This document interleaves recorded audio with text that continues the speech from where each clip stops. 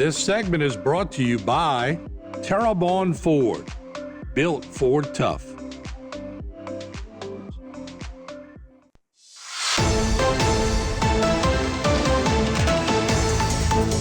Hello, and welcome back to this edition of Bayou Time. Again, your host, Keith Whiteside, licensed clinical social worker with Terrebonne Home Care. Very glad you're joining us. However you may be joining us, we appreciate it. And you know, the end of August is one of those times that I always get excited because I get to celebrate my birthday. But very often we're celebrating some of the years of impacts from hurricanes, and very few experience that like they do down on the island of Grand Isle. And so we're very glad to welcome back to the program Mayor David Cormedale. Mayor, thanks for joining us once again. Yes, sir. Good morning to you. Yes, sir. We appreciate it. Man, I cannot believe it, but we are looking at the 20-year anniversary of Hurricane Katrina. Can you believe it's been that long? No, it looked like it just a couple of years ago, but, Hurricane Katrina, it was a Cat 5, and, it made landfall between Buras and more to the east of us. And, to have, 14 feet of water and where we're at today, it's a big difference, and then when Right. Ida came, it like I said, it was very devastating. It was 14 feet of water in that areas, and and if you look at it, it was a Cat 5, and toward the east, it was about 30 miles toward the east, toward Mississippi. Right. And talking to the mayor and right there in Gulfport and the chief of police, they saved themselves on top of a building, but it was totally demolished, in that area. But Right. It's just something that's something that kind of reminded me of Betsy. When Oh. 1965, I was 11 years old and watching this guy wiped out. But most of the structures that was built after Betsy, when my dad was on the council earlier, they came in and the new administration at that time. Right. After Betsy came in, and they elevated everything 8 foot. So when Katrina came in, it came in and it wiped out a good bit of that. But Right. I always go back to Hurricane Andrew. That's when the building codes really climbed. If you remember, went across from Florida, came across Right. and hit our area. Right. And since the building codes at that time, and as we build it today, we find that our structure more stronger, Right. and it makes a big difference, with the laws that we follow. Right. And so, it's one of those things, I think, very often people think about Katrina back in 2005, and they think about the devastation and the flooding and the waters that took place in New Orleans. But you guys sustained some pretty significant winds in your area, and you can see a lot of that damage there in some of these shots. Yeah. And, it was a mess, I mean, we got on the island, I guess it took us 8 hours to leave from the Golometa levee and to come in a truck and get our people down there. It was a crisis, and Right. it took us many hours, and some of the guys, we walked and counted the telephone poles that needed to be replaced, all the way coming back to the island, and no communication, and getting our people to go back to Thibodeau, giving us a chance to come back and put pylons, the electrical pylons, working with all the agencies from all over. Right. It was like a bomb went off on the island, in Cheniere Caminado, the whole island of Cheniere, and it was horrible. Yeah, and again, driving back and seeing this kind of devastation to this town that you love, it had to have been difficult for you, even back that 20 years ago, trying to coordinate things. Yes, and dealing with FEMA is so hard. Very experienced with that, and now it's a good time to talk about it because at our council meeting last night, they brought up the situation that now we have 3 more people from FEMA is coming back and want to, get with us and talk about the last storm and start all over again. So right now we just got some money, and we just got awarded a contract, or we got a contract to tear down 27 homes that was destroyed. Mm-hmm. And now we got 3 more new FEMA people coming in that want to come and check the situation. So I think the administration, I think the president and the governor, especially working with the congressmen and senators and all that, and working with our parishes, it makes a big difference. I think this is something that FEMA needs to be changed a good bit, because I get close to you and show you the whole island, and all of a sudden you're gone and somebody from California is coming. So I might have been repeating the same story over and over, and it's very frustrating. So there's got to be some changes some kind of way. and I think they're working on it from what I'm seeing. And we're going to be in Washington next week sometime on the 14th. I fly out, but it's talking about storms, and different things that need to be done. But that's one thing that I see the government's really working on, and that's going to make a big difference because it takes too long for the government to come in, and then by the time they send a check to the state, they send it to the parish, it comes back to our little towns. It we just it's just taking too long, to get things done, and people are very frustrated. And every year you got another storm coming, so it makes a big difference between Katrina and all the storms we went through, and then now you got Ida that came through, and that was a whole different challenge itself. Yeah, and so that trickle down takes too long to trickle down. Exactly. Yeah, and being able to see that, and so Mayor, as we start to wrap up here in this first segment, kind of want to talk a whole lot more about this, because I want to kind of find out, as we're talking, like you mentioned, this 20-year anniversary of Katrina, and now they're just approaching on the 4-year anniversary of Ida. And what I'd like to do is take a little short break, but when we come back, what I'd like to do is spend a little bit of time talking about some of the things that maybe we learned from Katrina, since you're one of the few people that's been in leadership this long.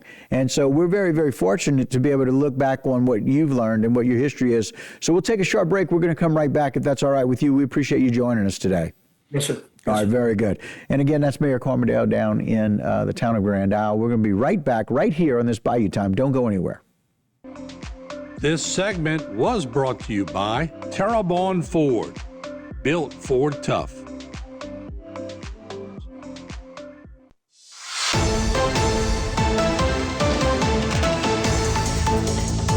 Hello and welcome back to this edition of Bayou Time. Once again, your host, Keith Whiteside, licensed clinical social worker with Terrebonne Home Care. Very glad you're joining us. However you may be joining us, we appreciate it. And here to help us recap this 20-year anniversary of Hurricane Katrina and the 4-year anniversary of Hurricane Ida, very glad to have with us again Mayor David Cormedale for the town of Grand Isle. Mayor, thanks again for joining us. Yes. Coming back from Katrina, from the floodgates, when I'm talking with the guys that I had, maybe 15 of us, it changed all our lives. And I remember just, going through all that. You see the pictures of me talking to the people, and they all want to come home. In the meantime, that was something that was really something that we had to do on our own. Right. When the President Bush came in for Katrina in New Orleans, I was still in Grand Isle, and I was supposed to go there, but I just couldn't leave at the time because we had FEMA trailers that was there, and I couldn't get the keys to put the people in there. And I decided that with the chief at the time, Mr. Uris Dubois, that the trailers were sitting there, and they had elderly people living all over in the trees in the back of the island, and some of the houses are full of mud. And that's one of the things that I made a decision that I was going to open the trailers myself and put the people in. Yeah. And there was some guards there at the time, and I told them go take a walk because I know that when Tennessee came in, the guys that came in, the National Guard, they were from all over the United States. Right. But they stayed with us, and they wanted to make sure that we were going to take care of the people. Right. So when I came, finally got the keys from the guy. I put the people in there. Yeah. And one of the things that I learned in my life and going through so many disasters, that when you're on your own, you make some decisions. Right. And you might have to be questioned after, but I'm proud to tell you that I never lost a life. Yeah. I sleep on my pillow at night, and thank God I made some calls and working with my council, my chief of police, and working with the parish and the state. When you're alone with that, you send your people back to Thibodeau and tell them they can't come back.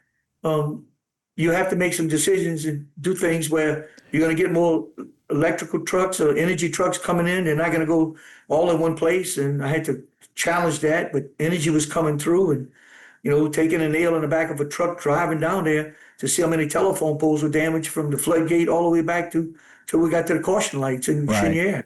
Right. So you have to do what you have to do and make some decisions. It's like you're in a war zone, really. Yeah. And by doing that, that's some of the stuff that I really learned working together, that when a disaster hits, you focus on your people, you focus on running water, bringing water back, and I was barging water at the time. I order barges of water all the time when I evacuate. Yeah. Because pipelines like a hose pipe in the swimming pool from Lafitte to Grand Isle Yeah. is going to get ripped out. So we're very familiar with how we got to handle this. Right. And dealing with a lot of mayors along the coast that just got elected. I Yeah. kind of talk to them and tell them what to expect, Right. because, running water, my dad always showed us that. You remember, a candle makes a light, you don't need electricity. A Right. candle makes fire, you can cook. But son, you can't live without water. And I never forgot that. Yeah. That's the first thing you bring back to your community. Got to get your water, and if you got to do it with barges, you do that. And if you got to cut through some of the red tape, you do that as well. And so, Mayor, we appreciate Exactly. that. Jason's got some shots here of Ida, which I know was just as, if not more, devastating.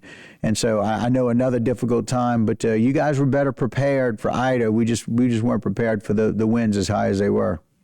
Yes, yes. And like I said, you can see most of the houses and you can see the ones that have been built after Andrew makes a big difference. And because a lot of people, they come to the island. We love the people, but there's some, FEMA comes and inspects us and watch our gradings, and we're dealing with some contractors, that we stay on top of. And a lot of people don't want to, they don't want no changes, and Right.